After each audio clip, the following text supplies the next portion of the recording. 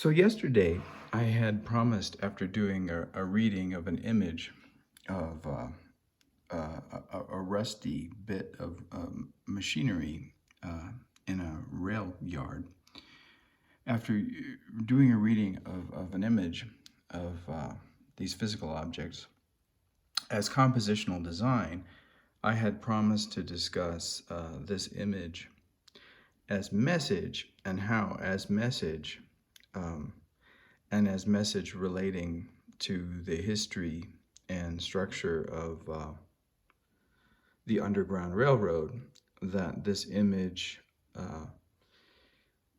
unlike the reading that I had done yesterday or the day before, relates to certain aspects of conceptual art.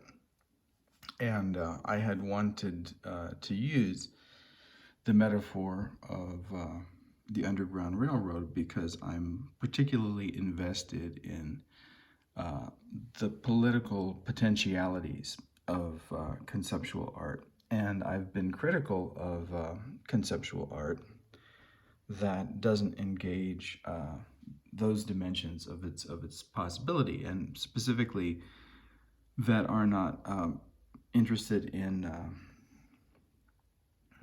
conceptual art as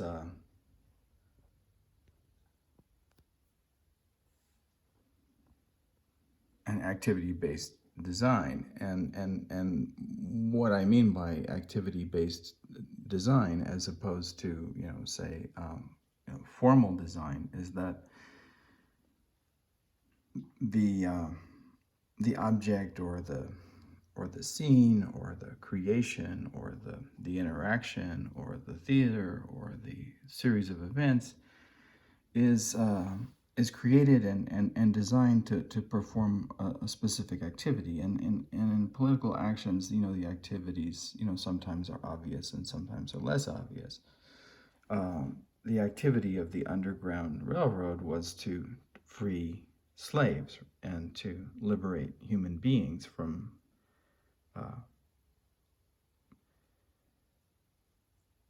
vast and complex networks of oppression and death and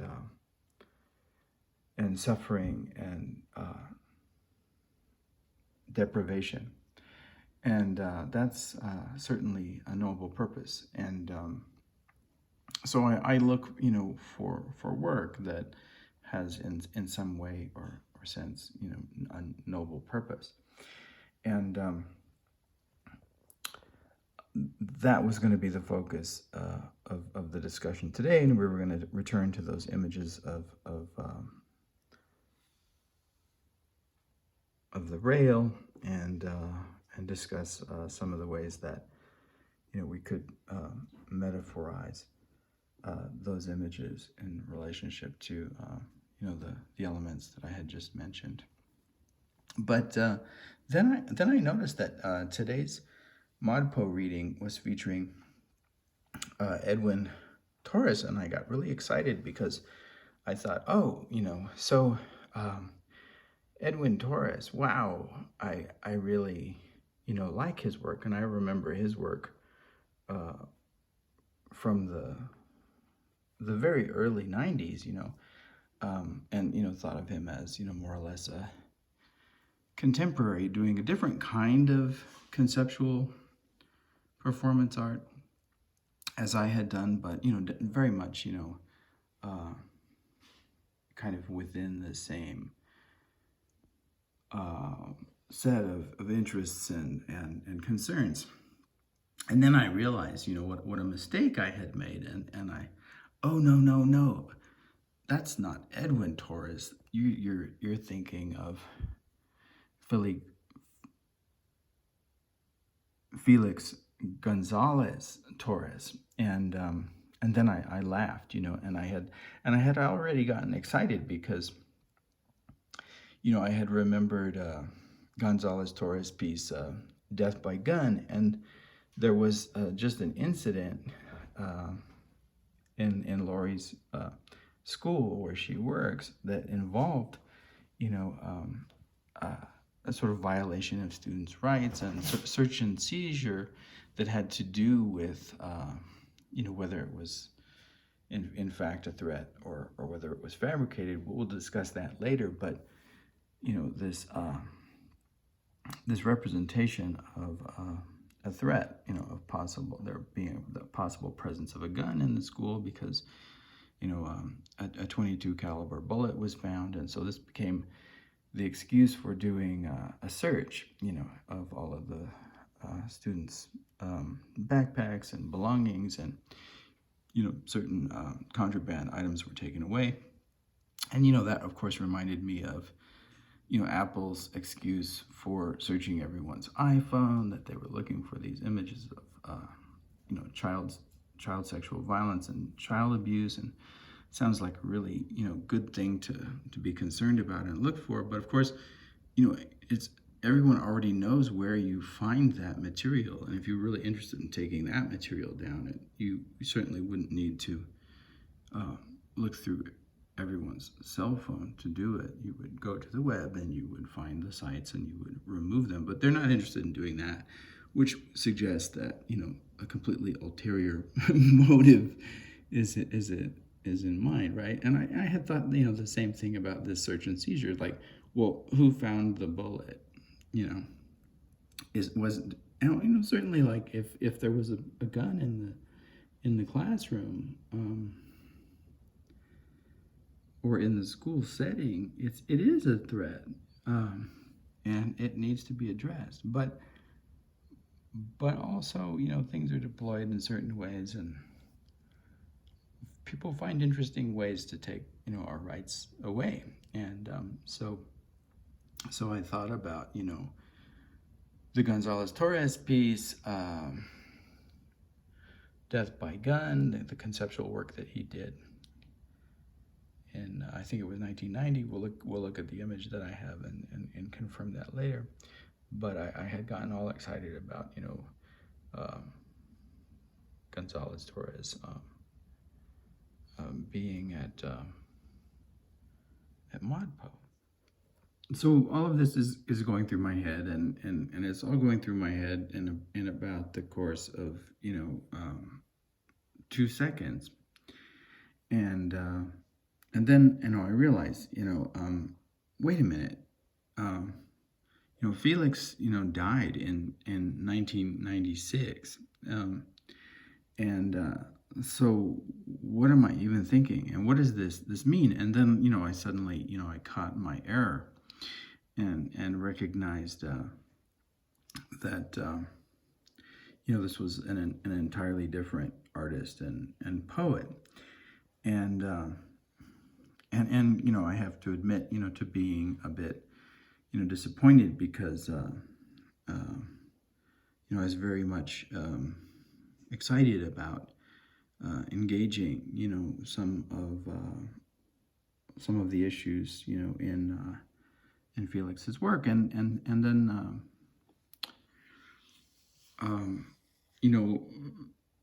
in that instant of having caught the error, then I had to think about how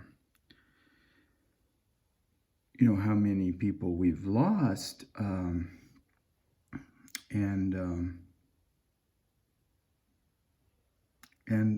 think about the work that Felix did in relationship to the time that we have here, and his work, just like Derek Jarman's work was engaged with social issues and the relationship of those social issues to life and to death and to loss and to mourning, and his work is it was relevant then because of the AIDS epidemic, and it's certainly relevant again today because of the loss that we're experiencing with the global pandemic of the coronavirus. And then because I was thinking about Felix Gonzalez-Torres, I thought about I guess it was in 1995 that he lost the bid for for the biennial, to Bill Viola, and probably part of the reason for that was because of some of the, and one wouldn't think that it would be controversial, but whenever one engages social issues, somehow it becomes controversial, no matter how right it is, So, so Bill Viola's work, which was very lovely, I don't dislike, Bill Viola, or the kinds of media stuff that he does. It's much more high tech than Gonzalez Torres's work, right? And it's flashier, and it looks really good in museums. But in terms of the conceptual address, it's just not as conceptually sophisticated, is it? And so some of us were really disappointed by that, and then the fact that we lost Felix, so shortly after, and maybe compounded that sense of disappointment. And so I guess my mind's trick on itself, failing to remember the loss was perhaps a way of attempting to recover, something that was lost, and to place it maybe in a position where it might not have ever been placed before. I had talked about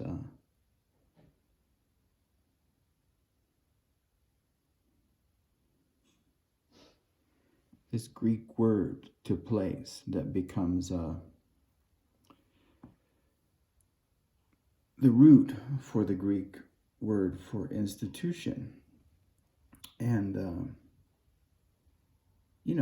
there's a Gonzalez Torres foundation, and he's certainly become part of the institution, but it was only after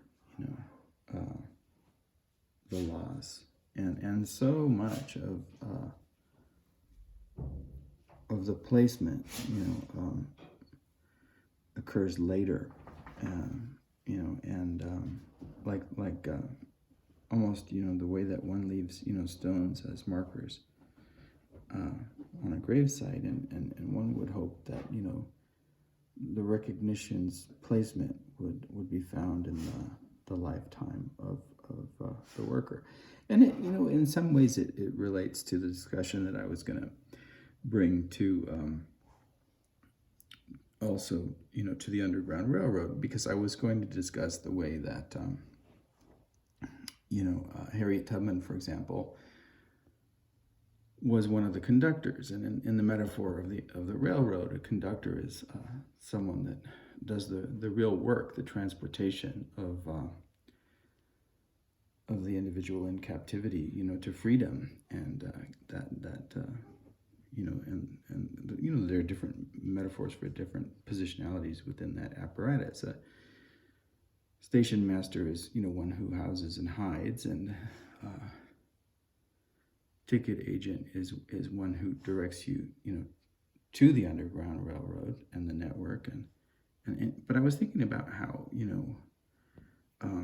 Harriet Tubman's role shifted during the Civil War, and she was still really an operator of the Underground Railroad. It was just that the nature of the railroad was no longer underground, right? So the apparatus of secrecy and of illegally, how do I say this? The illegal nature of her work, became legal, and in a sense, she just became an operative or a spy, for the Union Army, but even her work above ground, was overlooked and neglected, and she didn't receive. She had to struggle, to receive compensation, as a veteran of in some way of this war, right? And to be awarded, benefits, her due benefit, for the work that she did for the United States. And I'm not really going to do that reading today because I want to address Gonzalez Torres because of my mistake. But I had thought about the way that many of us worked really, really, really hard to get rid of Trump, right? And it's not that we necessarily wanted Biden, but it was certainly a better option than Trump was, and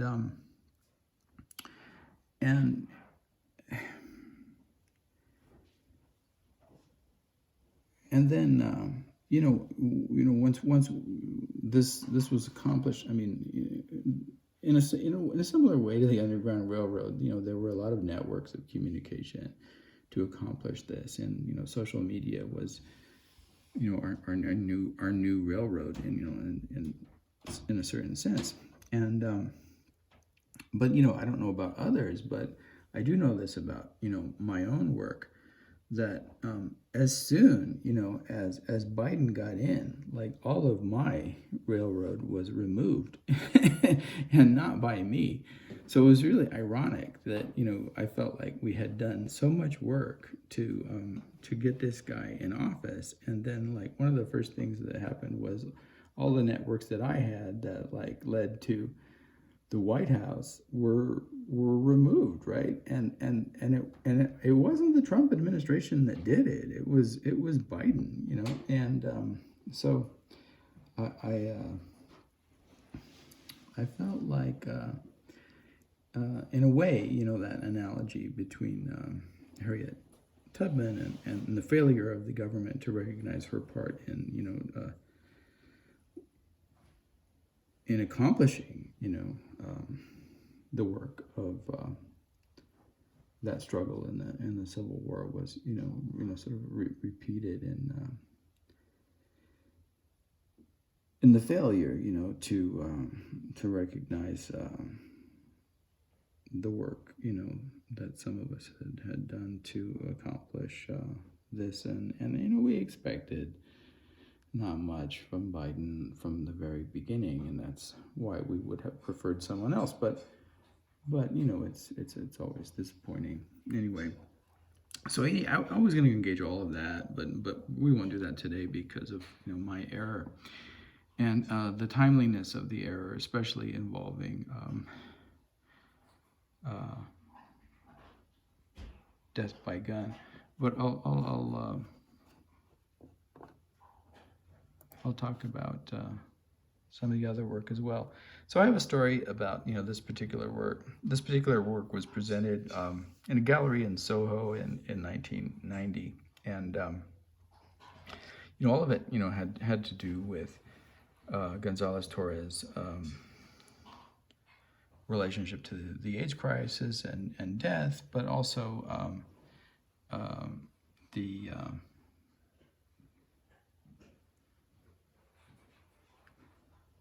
hazards of living as a marginalized positionalities in the United States, right? As a Hispanic, gay male, these hazards were very tangible for Felix, and so this show related to that and related to images of bright light as one would see in a hospital, but also like the sort of imagined bright light that greets us on the other side, and all in some ways preparations for passing into the other side, and memorializing those that he knew and that others of us knew that had passed. And this image here is of two posters, and there were a stack of these posters, and you could take one, or you could take both, or you could take none. So I took one each. I took Somewhere Better Than This Place, and I took Nowhere Better Than This Place. And and the piece, hit home in a number of different ways, and it reminded me of a work that I had done in the 80s, and a performance that I had done in the 80s, that I had called "This Is Not," and engaged close readers of my YouTube pages will recognize this piece and recall that the piece largely had to do with forms of sort of as semi-assistive technologies that either would or would not make my life easier in relationship to certain cognitive unique parameters that I exist in, that sometimes have labels, and sometimes those labels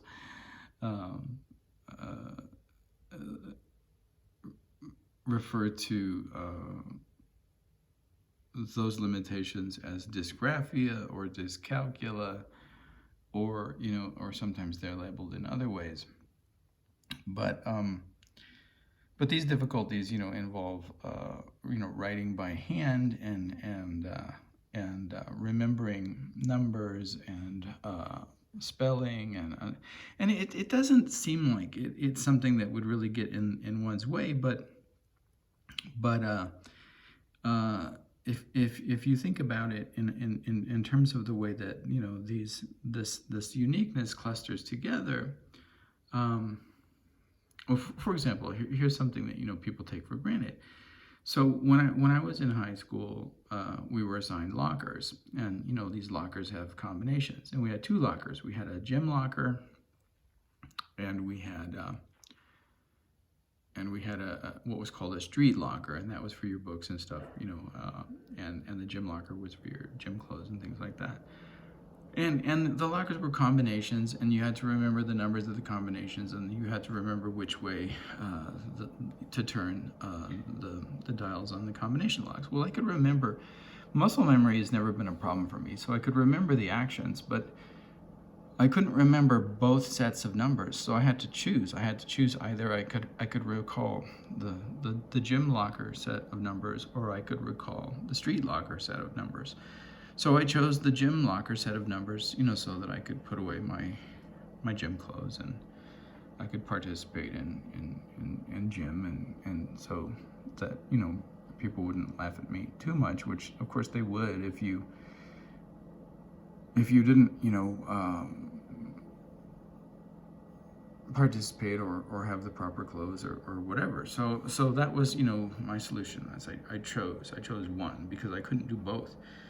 So that being the case, I had to lug around a bag, and this will relate to my later discussion of going through students' gym bags that occurred as what I consider a privacy violation at my wife's place of work, school here on the Navajo Nation.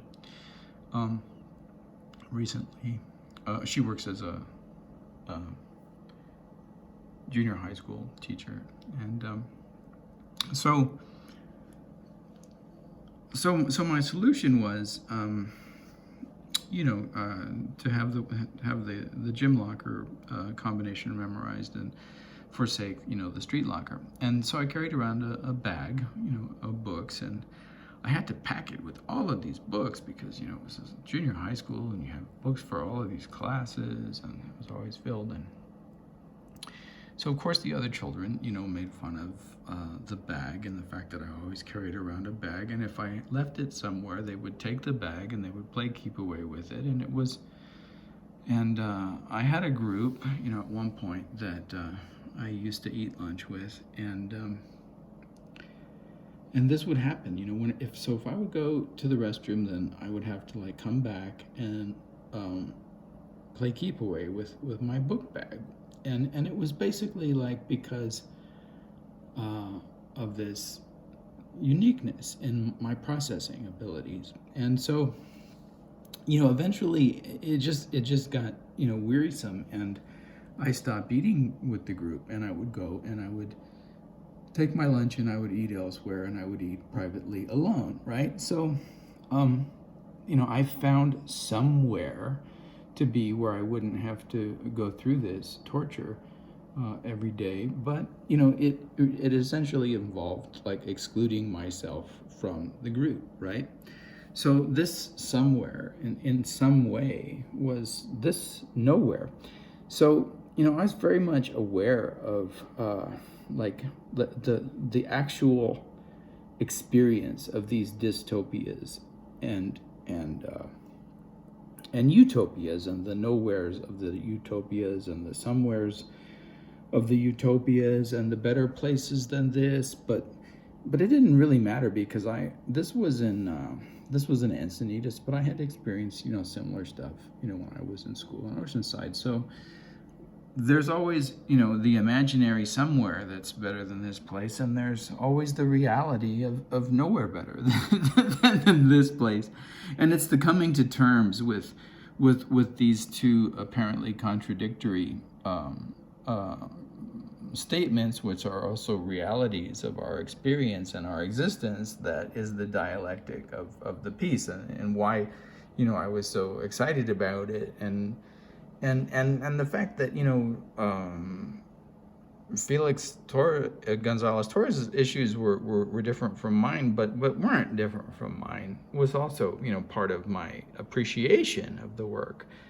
And I loved the abstract way that that no matter what no matter how one was marginalized, the abstract nature of the expression, one could place oneself there, like almost in between the words, in these spaces. One could find a place for oneself, or one could navigate through these spaces between the words, and I I imagine like this zigzagging, or one could put words in between them and move them around, and even although none of those possibilities were there in the material and physical form of the piece, the openness allowed for that. So I had taken these, and then at the time I was a graduate student at Stony Brook, and the reason that I was at Stony Brook was it was basically it was the only place that I could get into that would take me based on the low scores that I got on the GED, which were also, or sorry, GRE, which was also a result of the dysgraphia and the dyscalculia, and a real difficult time that I had doing certain kinds of form work right on paper, because of the difficulties that I had in doing things by hand as opposed to typing, or with assisted technologies. But anyway, so I was there, and I think that I've left as a thread, this is not, but we'll come back to it maybe. So in this I saw this is not, and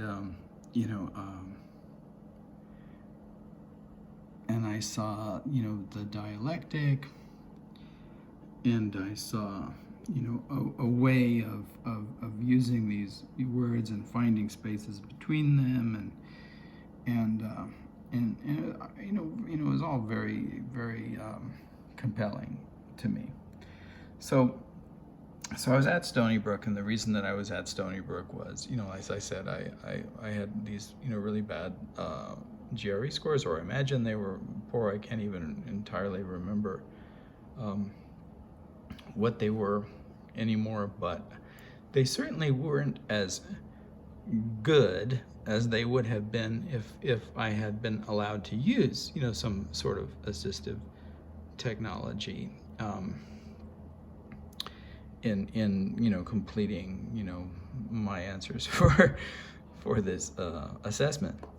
And then I've narrated the story of how one of my undergraduate teachers, I guess, didn't want to write me a letter of recommendation, and failed to sign and seal the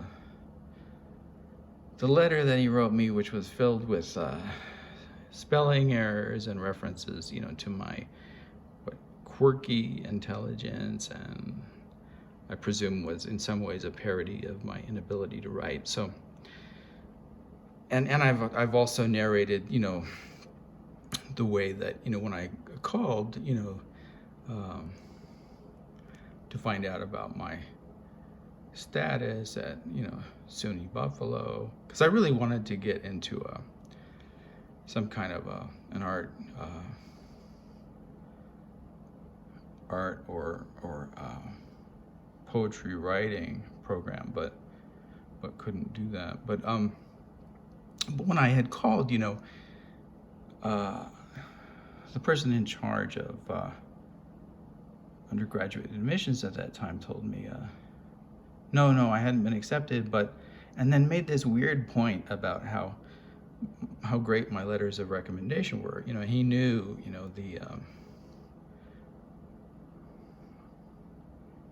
he was a friend of the professor that I had that, failed to sign and seal the letters. And I thought, wow, what a really weird thing to say, particularly since the letters, obviously couldn't have been very good if one of them wasn't signed and sealed. And so that, and then what can you really do? I didn't have resources to pursue anything any further at that time, and honestly still don't. And you get so used to being excluded. What was I going to do about the backpack, right? So I had already narrated a story about my junior high school experience where I was bullied, and then and then I defended myself, and I got beaten up really bad. And then when the bully and I were sent to the principal's office, we received again the same punishment. So not only was I beaten up and then and then mocked by the other children who who found it amusing, right? Because people are cruel, right? So not only that, but then to make matters worse, then the justice that I received was to receive the same punishment as the person who bullied and beat me because I was involved in a fight, right? So shared somehow equally in the responsibility. It's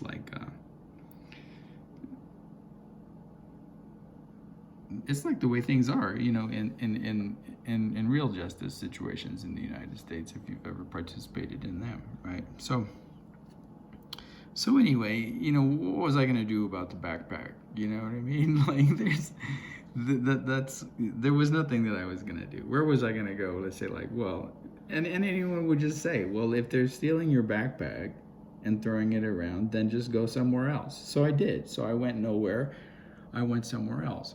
And and that was the experience. And I guess I felt the same way about being at Stony Brook. It was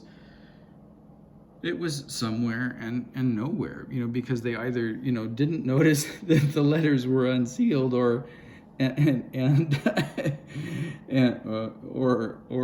or they did, and it somehow didn't seem real, right? Because my real choices weren't available to me. So this was what was available. So I had this I had this office because I was TAing there, and I taught classes in it was in comparative literature, and I taught classes in death and the afterlife in literature, and I taught classes in classical mythology, which I turned into. The department didn't like it very much, but I turned into classical mythology on the avant-garde. And surprisingly, you can really do this. I mean, there's enough avant-garde stuff from the 20th century, particularly the early 20th century, but later stuff as well, that you can formulate a class around connections between the avant-garde and classical mythology. And my emphasis was Greek, but I brought some Roman stuff in too. So anyway, I was teaching these courses, and I was teaching English composition, and I had a little office, and my office was not entirely run down, but run down enough. And there was a piece of the ceiling of my office that was falling off, and there was a little tile that was missing, and I kept asking the department, and then the department said it wasn't their responsibility. So I had to talk to maintenance, and then I basically I got the runaround. So I was nowhere again, and no one was doing anything about it. But this hole in the ceiling above, it was directly above the desk, where my desk was positioned, and I shared an office with two other graduate students, and so there would have been somewhere to move, but because the office was full, there was really nowhere for me to move the desk. So I couldn't move the desk because there were already two other desks, and then there was a bookcase, but the location of the bookcase couldn't be interchanged with the location of my desk because it was crammed up against a wall in a corner, and it wouldn't have worked. So there was really nowhere to move the desk.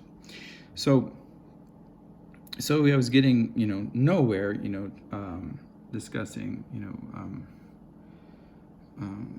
fixing the ceiling, even though like the department chair's office was remodeled about the same time, and the restroom on that floor was remodeled about the same time, but for some reason it was difficult to get this hole in the ceiling repaired. So the reason that it was a problem was because there was asbestos insulation in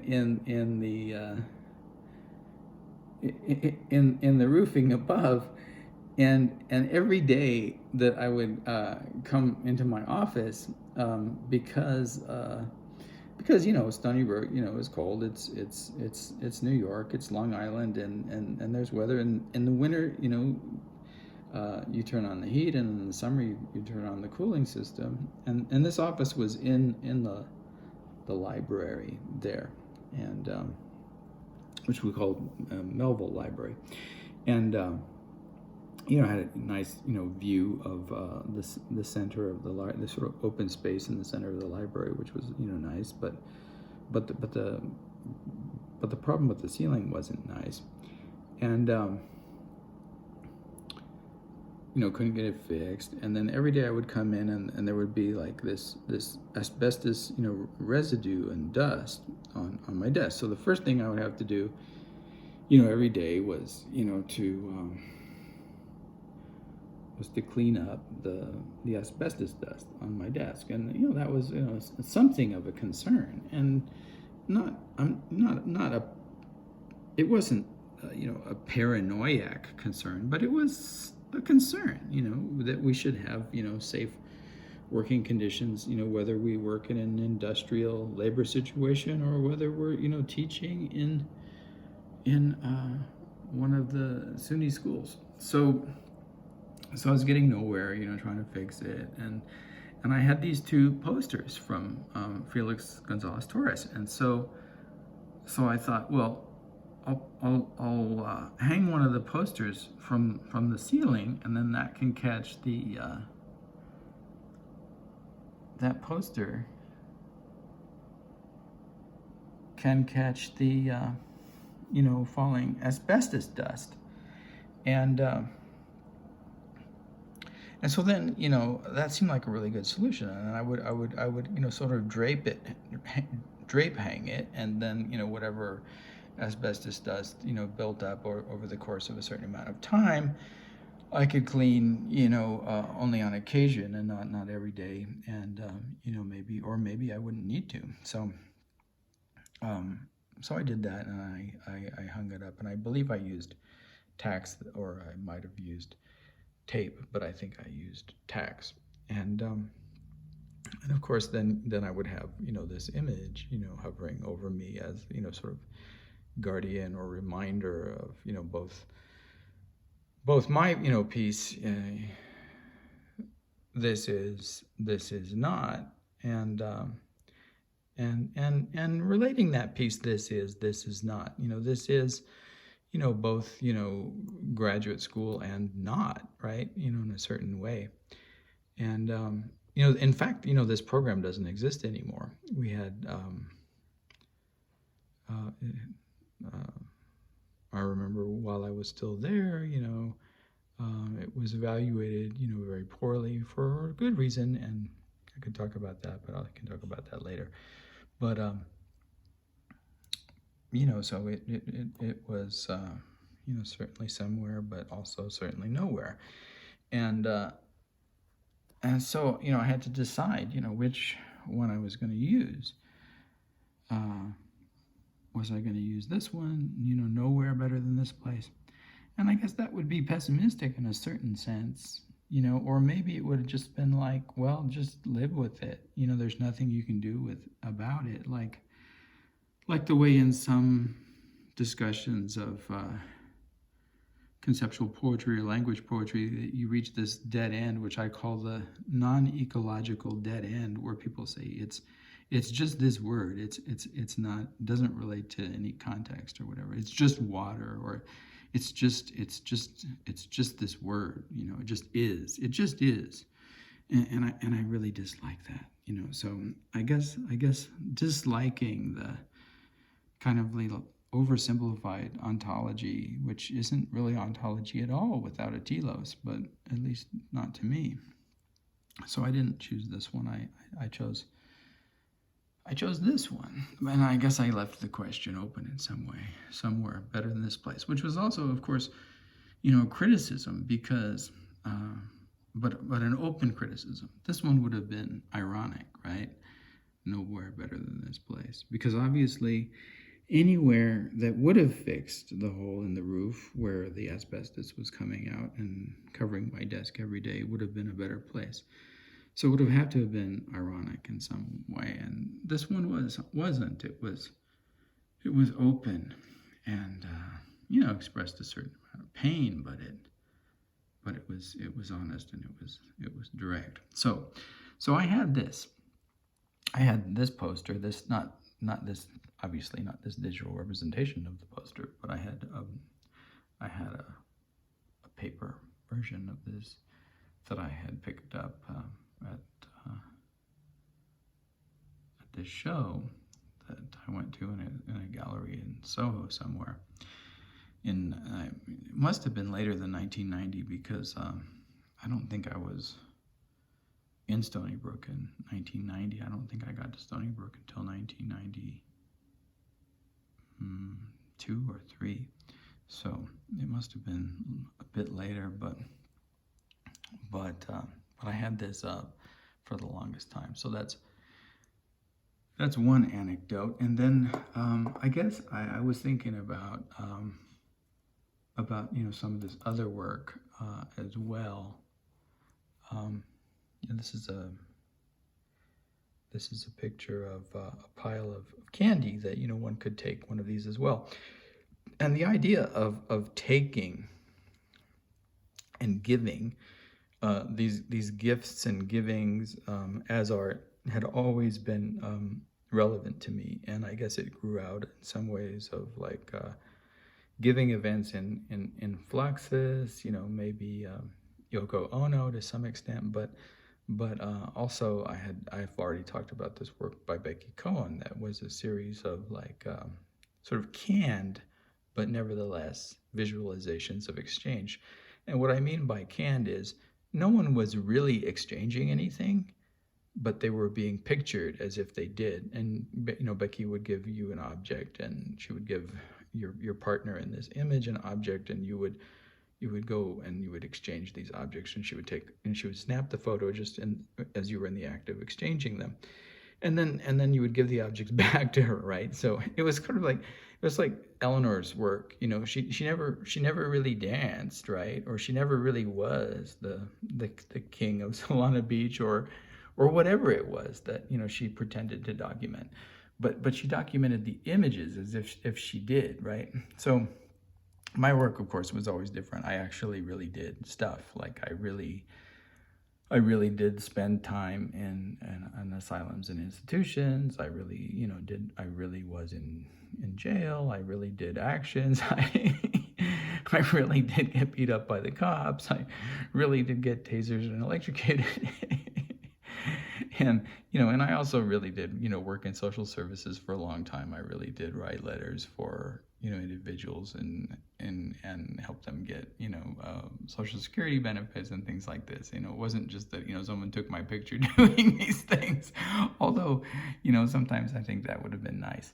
So Felix, Gonzalez Torres really did, offer you, this candy. I like this one in particular because of the colors and the way that it references the U.S. flag and other emblems of the United States without, right, violating the code of flag behavior, but references it and then and does so in a way that is actually quite,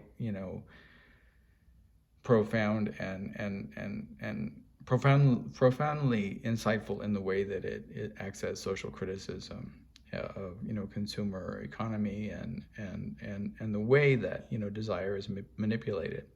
And I like the way it's like piled up in a corner, so that suggests a lot in itself, right? The way you sweep things into the corner, or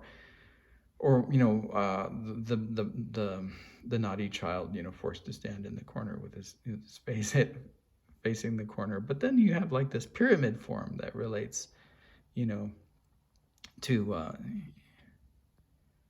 pre-Columbian and Mesoamerican pyramids and the symbolic pyramids on U.S. currency and in the pyramid, like if you've read Hegel, what that represents as a symbol of a kind of art making, but also a symbol of a kind of social hierarchy, right? So the mysticism of the pyramid, but then made out of candy, and really exposing the meaning of that, and then a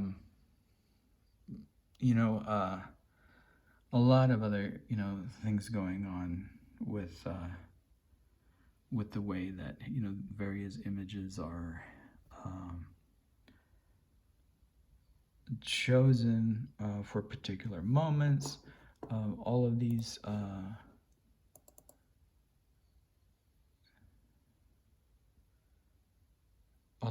giveaways are different, and they interact differently with the spaces that they're in and the context in which they're presented.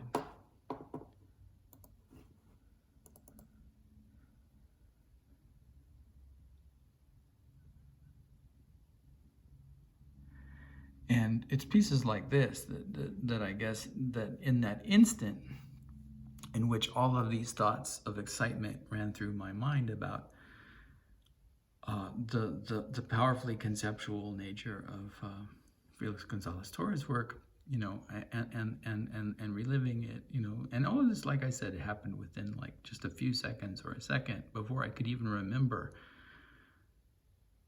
that Felix had died at 38 years old, but it was images like this, remembering them, that I guess allowed me to think of him as a poet as well as a visual artist. And I always thought of myself as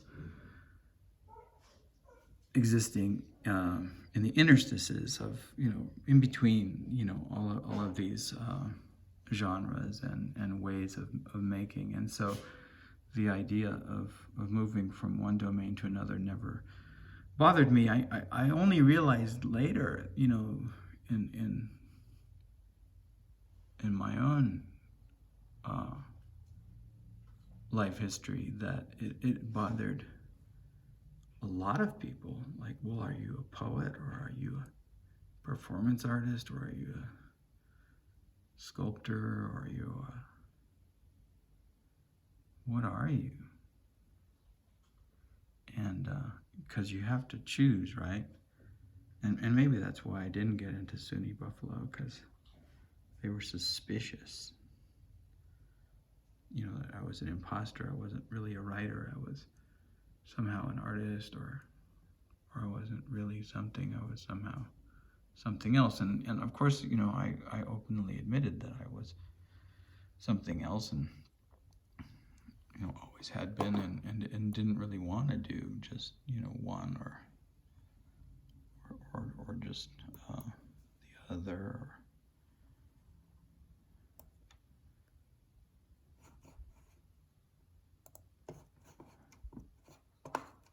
All right. So this one I don't believe I'm able to see. This one I'm not able to move onto the desktop, but I can still move it around a little bit. So this one has a certain amount of mobility, but certainly not the kind of mobility that that Felix Gonzalez Torres allowed them when he gave them for free. So I think I want to stop here for just a second and note this. I'm going to try to move this onto the desktop now. Okay, see, I can't, right? I can't capture this image. I find it somewhat ironic because while Felix was alive, he gave these physical examples of these posters away. That was the art. He was gifting them, right? Just like with the candy was there to take. Like, it's Halloween, so maybe that's another reason to look at his work. But now I can't take it, right? Well, he's gone, right? So whoever is presenting this now is claiming more ownership over the work and freer access to it than it was originally intended. This kind of thing really bothers me. It really bothers me because, you know, the social generosity and the labor of producing work within that generosity somehow is gone now. And I like the fact that the work is still available, but what I'm critiquing is the frame. I'm critiquing the border, the boundary. I'm critiquing the metaphysics of possession, right? I'm critiquing ownership in a way, and the lack of generosity that's presented in the image. So, you know, we find ways of finding somewhere. Like, I'm filming this, and I'll be able to move what I film, you know, from where it is in my cell phone to where it is on my YouTube page. But to do so, I have to find a way of going from this obstruction, right? Just like the way that the GRE was an obstruction for me. And the letters of recommendation were an obstruction for me. I have to find a way of going from the nowhere to the somewhere. Or I've talked about the way that in Pierre Jory's class, that which, you know, was in French, and it was a great class, and I loved it, and it was on the avant-garde, and we read all this stuff from you know, these great early and mid, you know, 20th century French avant-gardists. But to complete the final, I had to cheat because my dysgraphia wouldn't allow me to write that much within, you know, that period of time in a blue book. And so I anticipated what the questions were, and I filled out blue books, and I answered 2 questions in advance of a broken arm, right? And it turned out that those 2 questions were questions asked on the final, and in the time that I had, I completed a final question. And because it takes me that much longer to write. And I found a way of turning the nowhere of the restrictions of that into somewhere, but I had to cheat, to do it. And you find ways of doing it. You find ways of surviving because you have to survive, and you refuse. You refuse the judgments against you, or at least I did, right? I assumed that I had the right to go to college and university and graduate school, and I found a way of doing it, even though it did require cheating. But I always felt that it was really the institution, right? And remember what we said about those Greek words, that institution comes from a word to place somewhere, right? But in fact, many of us find ourselves here. But I refused the judgment of what I considered to be the inequality of the institution in its failure to recognize this is not, something that will make my life easier.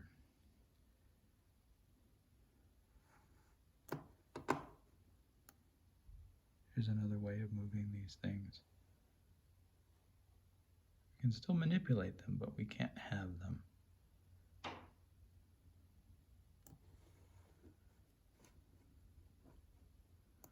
All right, so all of that leading up to this image, which I believe is another image that I can't bring onto the desktop, but I think I can make it bigger. All right, so this particular piece is called Death by Gun, and I believe, I'm gonna have to go back to confirm this, but I believe that it's from 1990, yeah. And apparently MoMA owns a copy of this work. So, and there's a blurb on the site that explains the piece. This is really interesting. Is this MoMA? Yeah, this is MoMA. Okay, so MoMA doesn't really get Gonzalez Torres. All right, because look, I just noticed this. Look what it says. Gonzalez Torres addressed love, mourning, and loss in his art, and Untitled, Death by Gun, is an unusually direct approach to these themes. The viewer's first reaction to the work is often one of uncertainty. Is this stack of papers on the floor meant to be walked around and viewed from different angles, like sculpture? Or did the artist intend for them to be picked up and examined? Okay, well, this is really interesting because I had never assumed that one was not supposed to take, one of these posters. And if you went to a gallery, it was really clear that you were supposed to take one of them. But why does it become a problem at MoMA? Because the whole metaphysical apparatus of MoMA is predicated on this notion of art as property and that you don't touch it, right? So the profoundly generous nature of Gonzalez Torres suddenly becomes a problem to MoMA and its scholars and its professed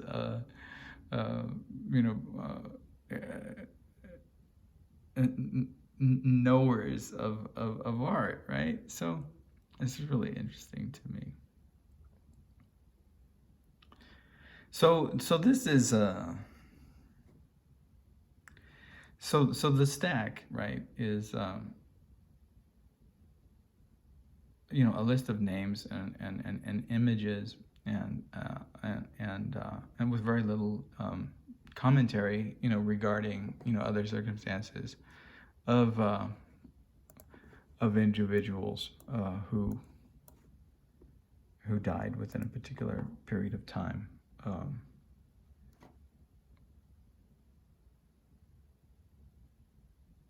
From guns, and I've done a number of pieces on gun control and there's one on a more recent one on the site, following the these mass killings of students, across the country that, still plague us, here in the United States. And I have always been an advocate for gun control and active in the struggle. And have experienced so many moments of disappointment. I had mentioned Biden earlier, and at one moment Biden said, yes, we need gun control, but that hasn't happened. I've addressed these issues across long periods of time, and the issue of gun violence also relates to the issue of police violence in our country, and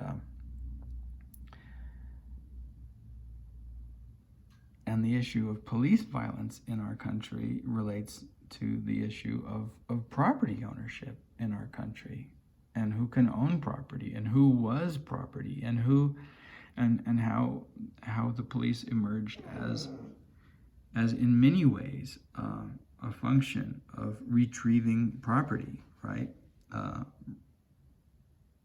The way that the United States police are armed is a result, historically, of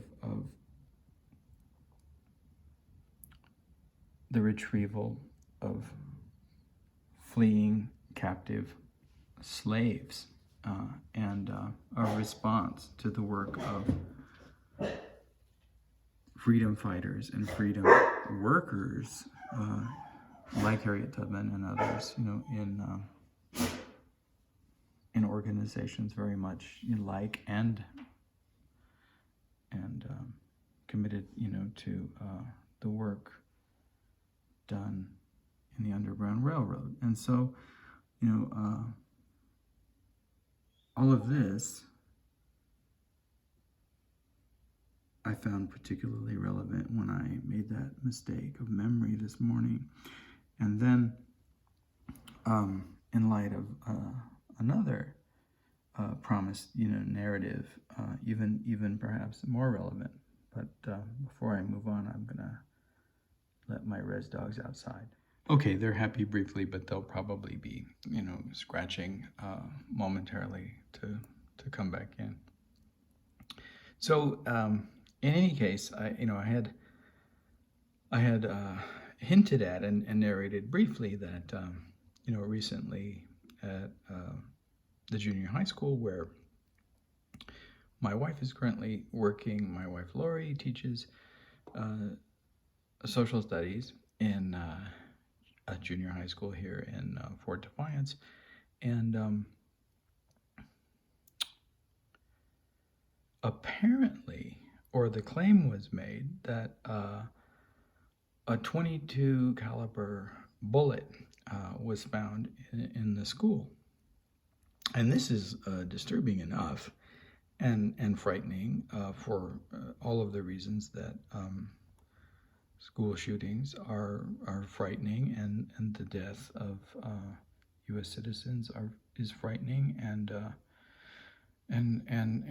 the uncontrolled and unregulated use of guns is frightening,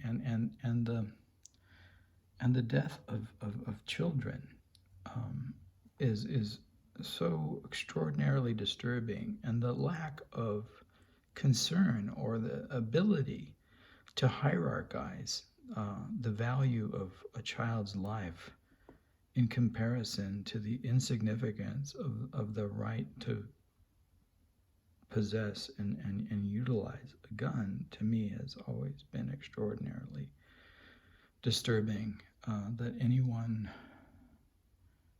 could not see that there's clearly a hierarchy of rights here. The right of a child to live safely and fully versus the right to, because honestly, what do guns really do in our society other than kill human beings or animals? And, the hunter mentality is a romanticization mythological past that no longer exists, and the playing out of a certain kind of macho, patriarchal, mythological, male figure. And, whether the hunter is male or female, it's, you're always playing the part of Orion or Daniel Boone or whatever it is. And in those instances of,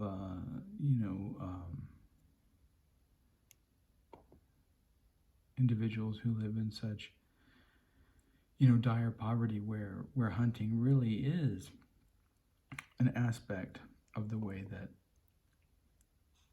they provide themselves with food.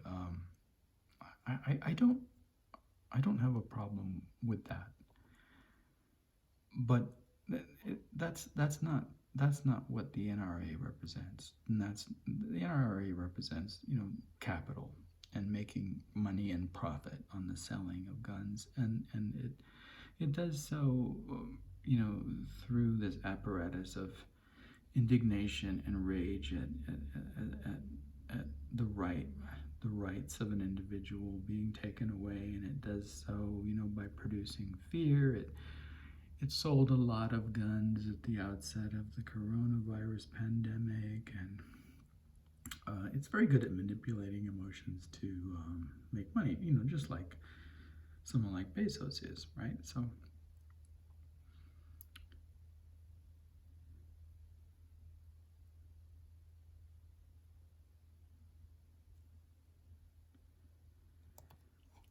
recently, and there's the dogs. All right, so let's wander away from the image just for a bit and let the dogs in. All right. So recently, at least the claim was made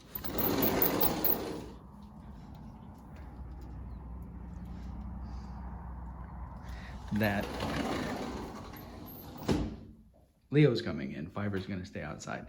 At least the claim was made that this 22, caliber bullet, was found somewhere in the school, and like I said, that's disturbing for all of these reasons that we've gone over and that relate to this particular image. That MoMA isn't sure is a sculpture or a gift, and of course it's both, right? but and the image in the background is sculpture and a gift as well, right? So this disturbing news of this discovery of this 22 caliber bullet in the school, resulted in a search, and a search for I guess the gun that might go with the bullet, or perhaps more bullets if a student had brought more bullets to school. And of course you don't really know whether it was a student or a teacher, or someone else, that had access to the school that either brought or left the bullet. But because it became, an excuse for search and seizure of contraband materials, including whatever markers, markers because they can be used, to well, I won't even say it, because I don't like presenting the information of something that's harmful, but but any contraband material can be seized now as a result of the search for this bullet. And it made me wonder, was it, did a supervisor or a teacher really find this bullet, or was it planted as an excuse, for for the search and the confiscation of these students' property, and it made me think. There's more than one way that guns can be used.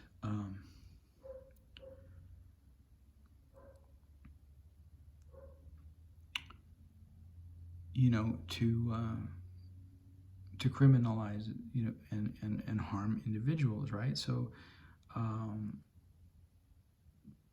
in addition to the police using guns to murder African Americans, which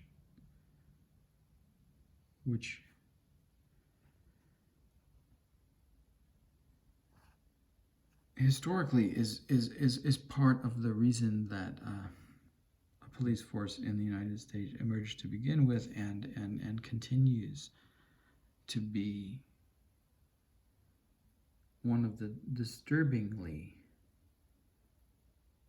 characteristic functions of the police force in the United States.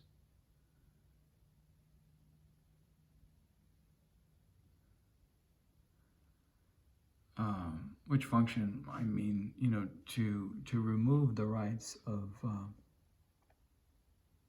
marginalized citizens, marginalized in terms of social status and rights, by ideologies of racial prejudice and other types of bias, to remove their status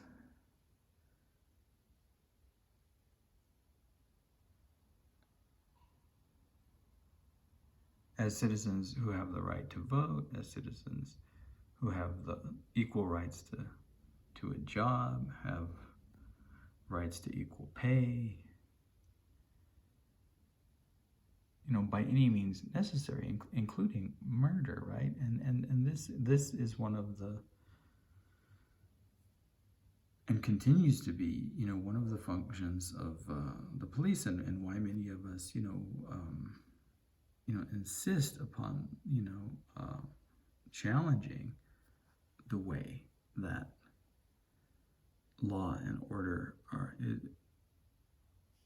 are manipulated and used to enforce privilege in the United States, and why many of us have committed our lives to work that challenges this, either here or elsewhere, here in the United States or elsewhere, and why many of us, including, my teacher, Dennis Brutus, have essentially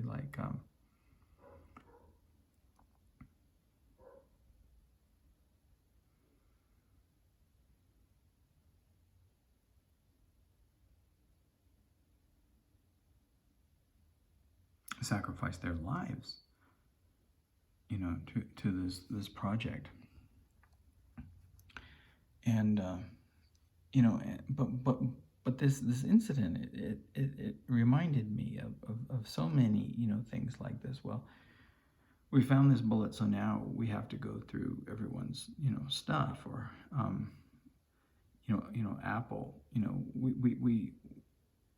we're concerned about child pornography, so we have to look at everyone's information, and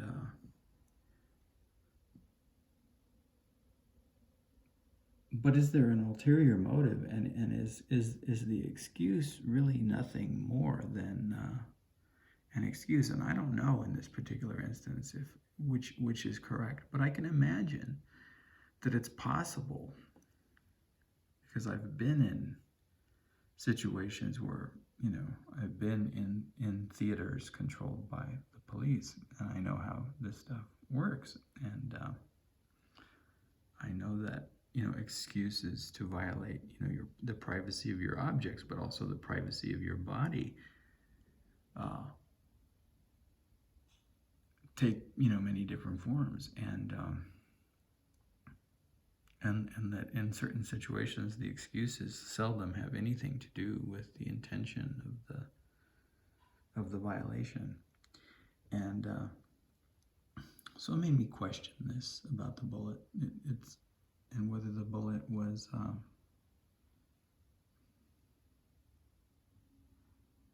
planted, or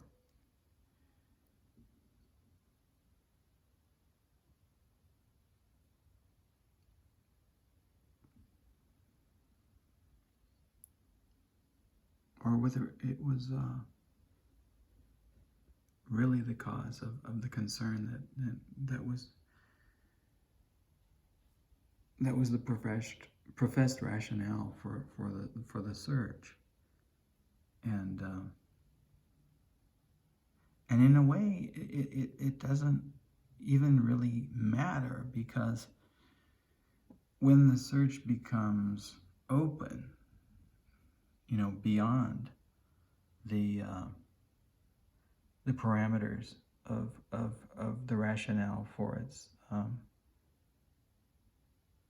implementation, when in the course of the search, even though it's not a gun that's found, it's whatever, candy, right? Because candy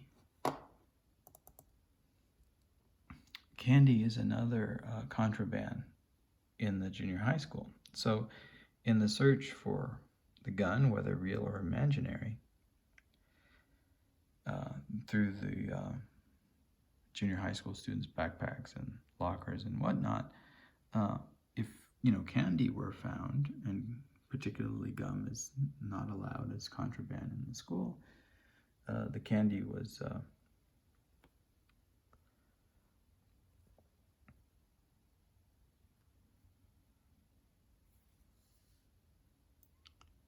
confiscated as well, even though it's very different from a bullet. And it's not, this is not to say or minimize the need for safety, including certain measures that might be taken around investigation, but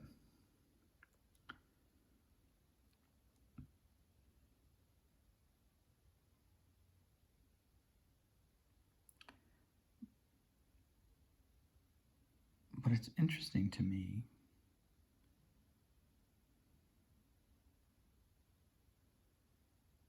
that no matter what truth begins the deployment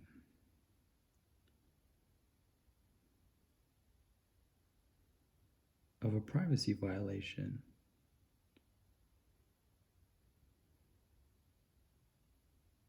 once open,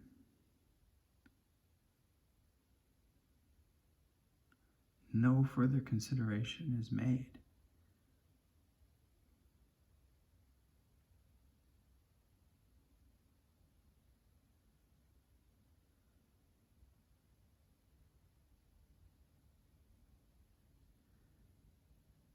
Regarding the authority to reappropriate or to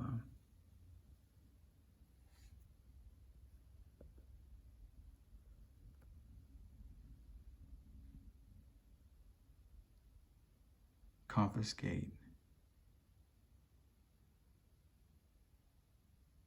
what should have been a matter of privacy to begin with. And it seemed to me like that then bears so much on the work of Feliz Gonzalez Torres, that maybe that moment that I had of forgetting that he had left us in 1996 was just my mind's way of remembering him further and allowing myself, as an act of failing to remember more deeply and relevantly the way that his work affects us today.